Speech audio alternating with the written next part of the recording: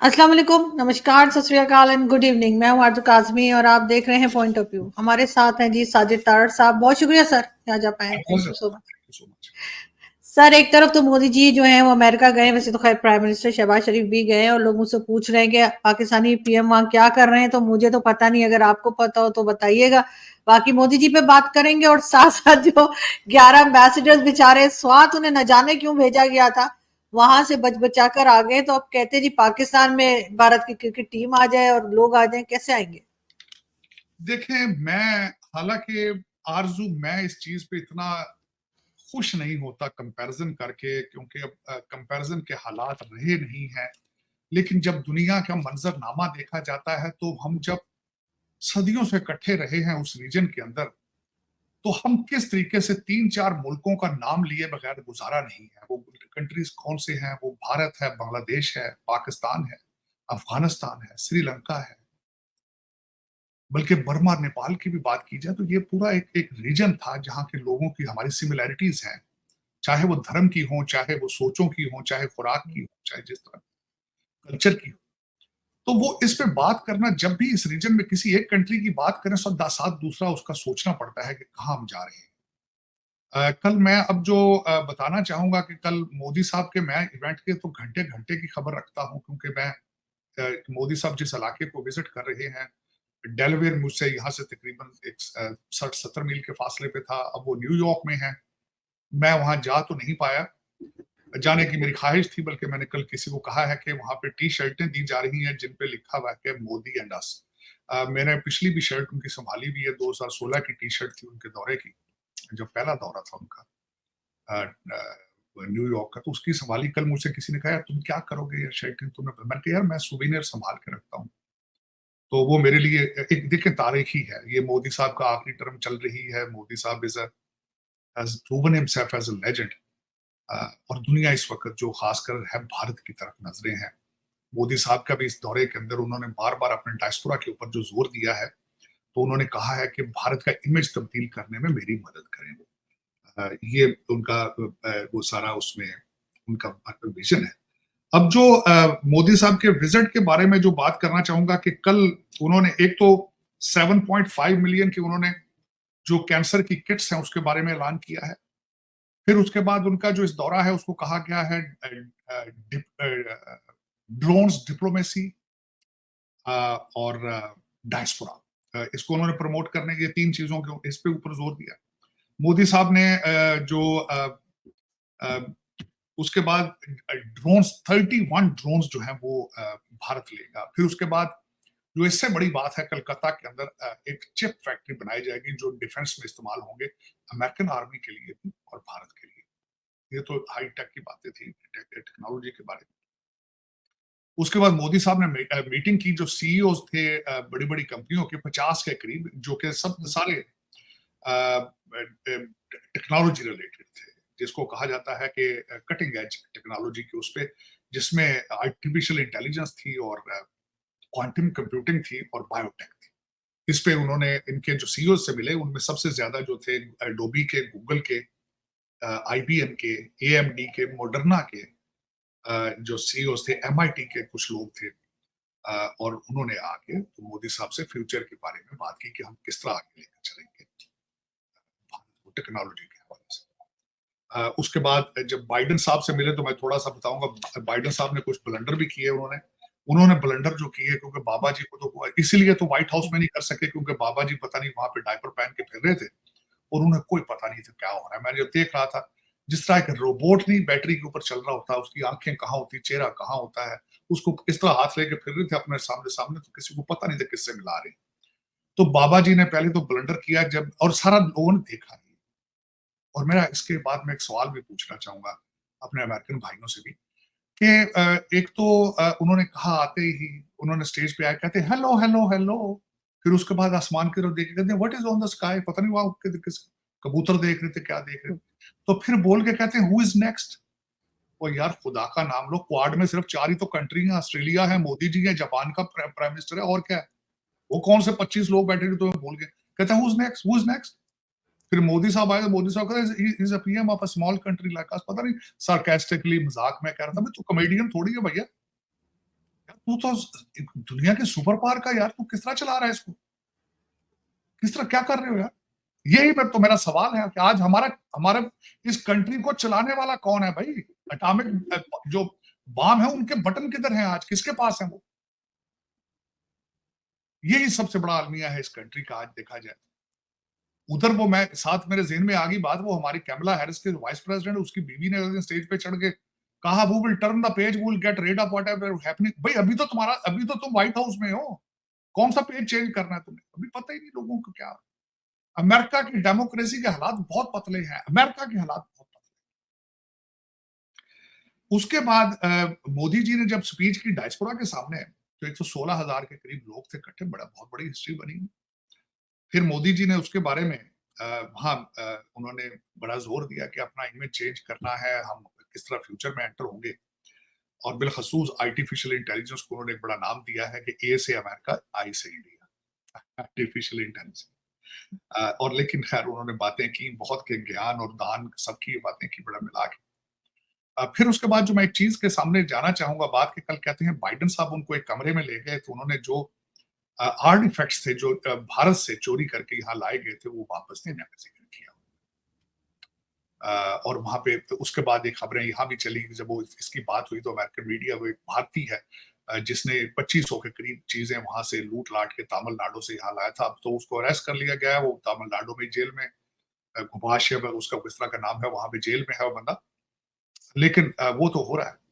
साथ ही जब आर्टिफैक्ट्स की बात आई तो मेरे ज़हन में टेस्ला के मूर्तियों की वहां पे से जो मैंने देखा, कई लोगों को मैंने देखा, जब मैं वहां रहता था इस्लामाबाद में, तो इस्लामाबाद से टेस्ला बिल्कुल साथ है। लोगों ने किस तरीके से वहां से खुदाई कर करके उन मूर्तियों को जापानियों के हाथ बेचा। ये एक बड़ा रवाज था लोग। वो हमारे आर्टिफैक्ट्स कौन लेकर आएगा वापस? मैं इस सारे दौरे को देख रहा हूं जिस नजर से, साथ ही मेरा अपना प्राइम मिनिस्टर आ गया, ये क्या करेगा यार, किससे मिलेगा, क्या करेगा? मेरे कुछ समय से आने की जरूरत थी पाकिस्तानी प्राइम मिनिस्टर की यहाँ पे आने। मैं जब डिटेल में जाता हूं तो भाई भैया यहाँ लेने क्या आ रहे हैं, कहते हैं मौसमियात के बारे में पैसे मांगेंगे आके, भाई तुम चाइना और अमेरिका तुम पोलूटर हो, तो भाई हम वहां हमारे सैलाब आ रहा है, पैसे दे दो। वो हम क्या करें? हमारा प्राइम मिनिस्टर दुनिया को क्या देगा, क्या लेगा, मेरी समझ से बाहर। अब आप रिसेंटली बात कर रहे थे 12 एम्बेसडर आप लेके जा रहे थे इस बात, 12 एम्बेसडर, और किस ट्रिप पे जा रहे थे? स्वात पे टूरिज्म को प्रमोट करना है, 12 लोग जाएंगे, जिसमें ईरानी और रूस का। मगर सर ये तो स्वात में ऑपरेशन का कहते रहते हैं, इनको पता नहीं वहां पे क्या हालात है। नहीं, मेरी बात तो मुझे सुन ले, मेरा तो ये बहुत ज्यादा दुख है। इनको लेके जा रहे थे कि वहां पे भाई टूरिज्म अपने कंट्रीज में से लाओ, यहाँ लोग आके देखें। वहां बम फटा उनके सामने, वो जो धमाका हुआ, कहा, कहते हैं जी माइन फट गई है हमारा। भाई माइन को तुम क्यों नहीं देखा तुम लोगों ने यार? अगर मैं 1 मिनट के लिए देख भी लिया जाए माइन ही थी, तो तुम्हें पता नहीं था 12 एम्बेसडर जा रहे हैं? कौन इसका जिम्मेदार? किसी को निकाला है नौकरी से? कौन जिम्मेदार जाएगा वहां पे? कोई आप गोली मारो इन्वेस्टमेंट को, लोगों को जान का खतरा। मेरे जैसा बंदा, मैं तो पैदा हुआ हूं, मैं जाने से 2 दफा घबराता हूं। मैंने किसी को अगले दिन बताया, मैं जब टिकट कराता हूं साथ ही एंटी डिप्रेसेंट शुरू कर देता हूं, गोलियां लेनी, कि भाई पता नहीं कहां मेरा, कि मेरी कहां पकड़ के बंद कर। कहते पूरा बलूचिस्तान एक एसएचओ की मार है। एसएचओ क्या होता है? पुलिस का थानेदार, एक थाने का। और अब अदालतों की हालत देख लिया। कहते हैं इस्लामाबाद के 8 जज रिजाइन करने वाले हैं। कल आपका जो चीफ जज है, जो आपका सीनियर मोस्ट जज है, वो आप मीटिंग से आज उठ के चला गया, वो रिजाइन देने को फिर रहे हैं। वो आपने एक सुल्तान राय टाइप का रखा हुआ, मौला जज टाइप का आपका वो चीफ मिनिस्टर है सुबह सराज का, वो रोजाना कहता है मैं तो बारात लेके आ रहा हूँ पंजाब में। उधर से वो कह रहे हैं तुम सिंध का दरिया क्रॉस करके दिखाओ, हम तुम्हारे गला उतार देंगे, काट देंगे। इन सर्कमस्टांसेस सबके अंदर मुझे बताओ तो सही, कौन इन्वेस्टमेंट आएगा टूरिज्म करने वहां पे?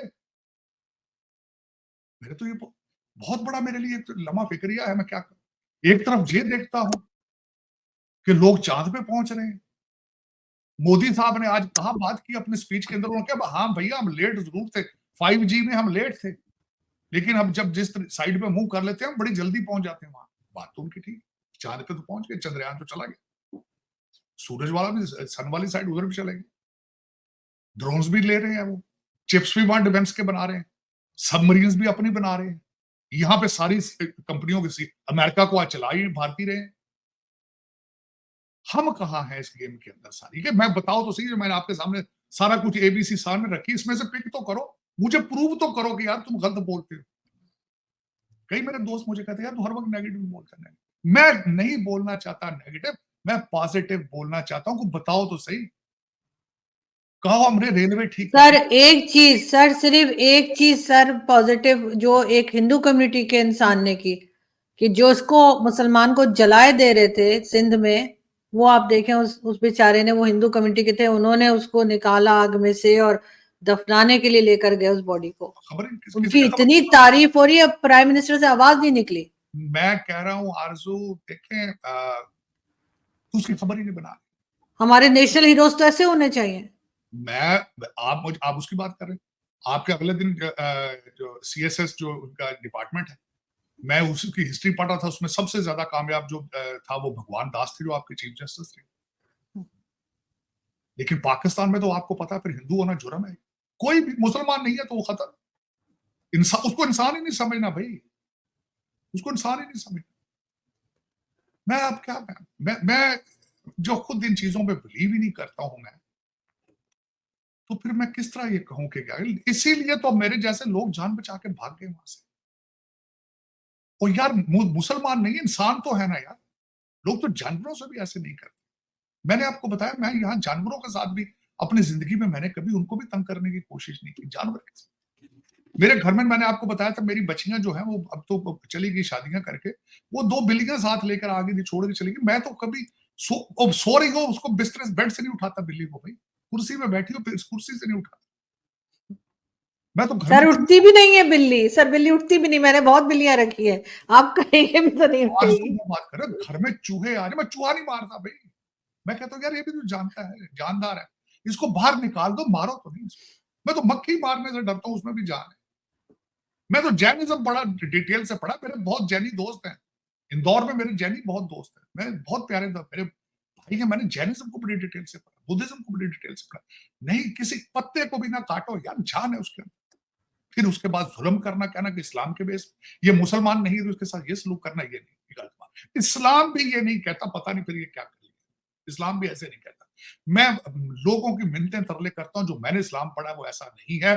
जिस मजहब का नाम सलामती है, सारा दिन मैं सलाम करते हैं अस्सलाम वालेकुम, कि यार मेरी तरफ से तुम्हें सलामती की दुआ है, तो उसकी कमर में छुरी किस तरह मारोगे यार?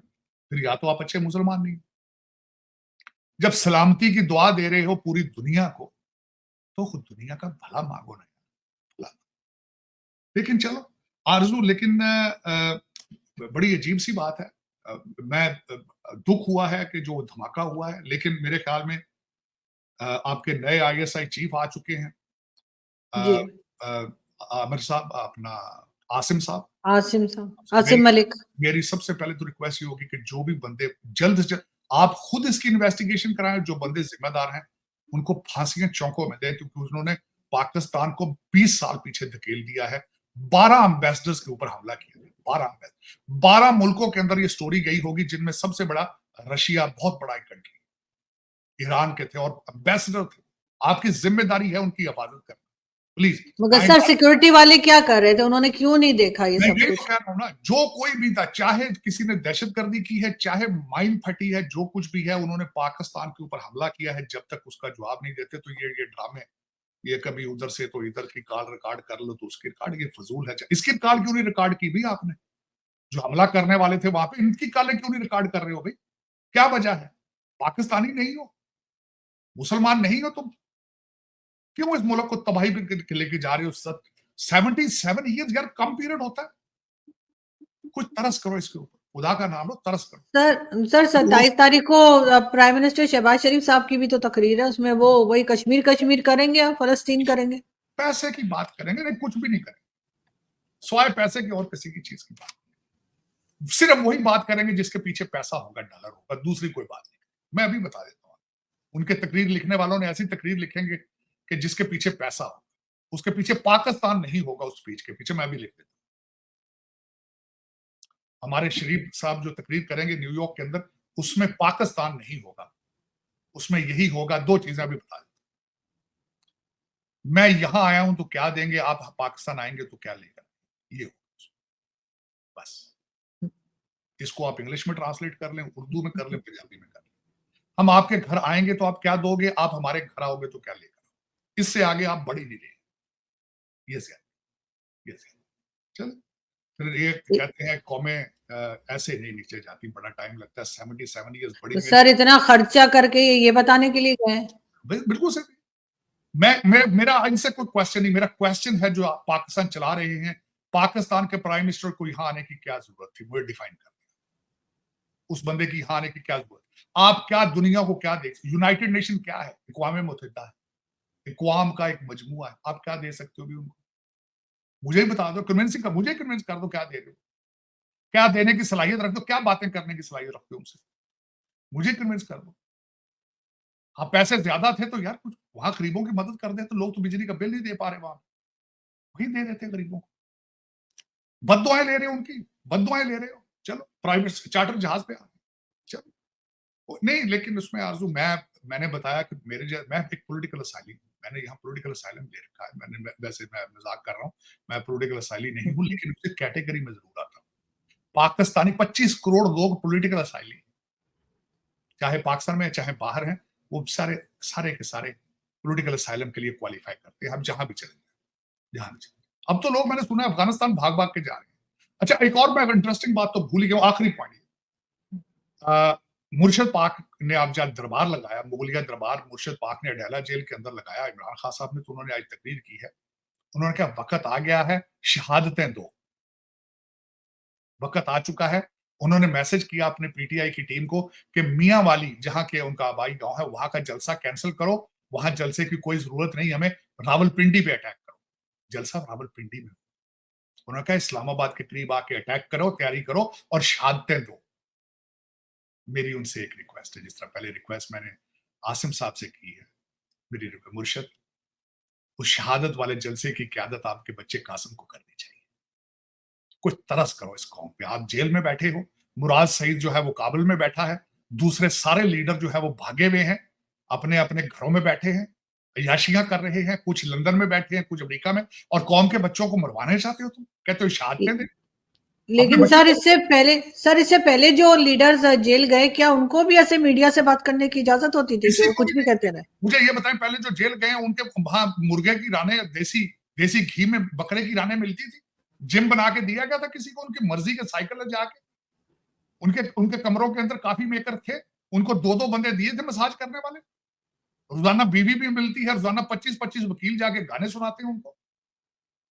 वो तो मोलियत दरबार है, वो तो दरबार लग चुका है। सर कहीं से तो सपोर्ट आ रही है ना, कहीं से तो हो रहा है। सपोर्ट है भाई, ऐसे ऐसे चाइना के टेलीफोन दिए, सारा दिन व्हाट्सएप पे बातें करते हैं, अमेरिका से इंस्ट्रक्शन। 127 आर्टिकल उस बंदे ने जेल में लिखे हैं। आज तक किसी वजीर आजम ने वजीर आजम हाउस के अंदर से 127 आर्टिकल नहीं लिखे।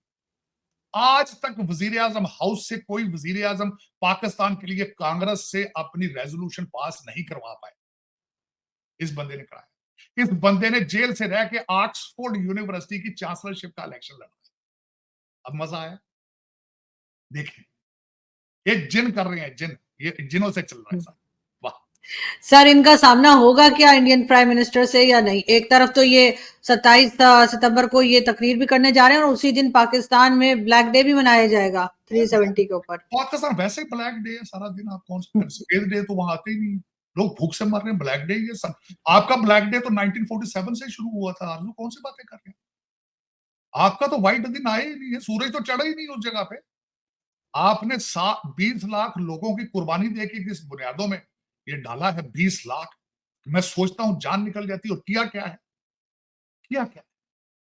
आज भी गुलाम हो आप। ब्रिटिश गोरा चला गया, उसने अपने नुमाइंदे छोड़ दिए। आपका सीएसएस अफसरान क्या है? ब्रिटिश एजेंट है। जिम्मेदार क्या है? British agent. और क्या है, आपके गुर्दे बेच रहे हैं साहब। चलिए, जुल्म है, जुल्म की इंतहा है। पता नहीं क्या बात है, खुदा भी नहीं सुन रहा पाकिस्तानियों की, क्या वजह है, खुदा भी नाराज है। आप इतने बुरे लोग हो, आपकी खुदा भी नहीं सुननी छोड़ दी उसने। अब सर बददुआएं निकम्मों के साथ खुदा क्या करेगा? वही तो कह रहा हूं ना कि आपके अमाल इतने सख्त हैं, इतने गंभीर हैं, ना वो खुदा आपकी दुआएं सुनता है, ना बददुआएं सुन रहा है। खुदा ने भी मुंह बिल्कुल है, खोल दिया। लेकिन हमें अकल फिर भी नहीं आ रही। बहुत शुक्रिया सर कि आपने आज ज्वाइन किया। Thank you.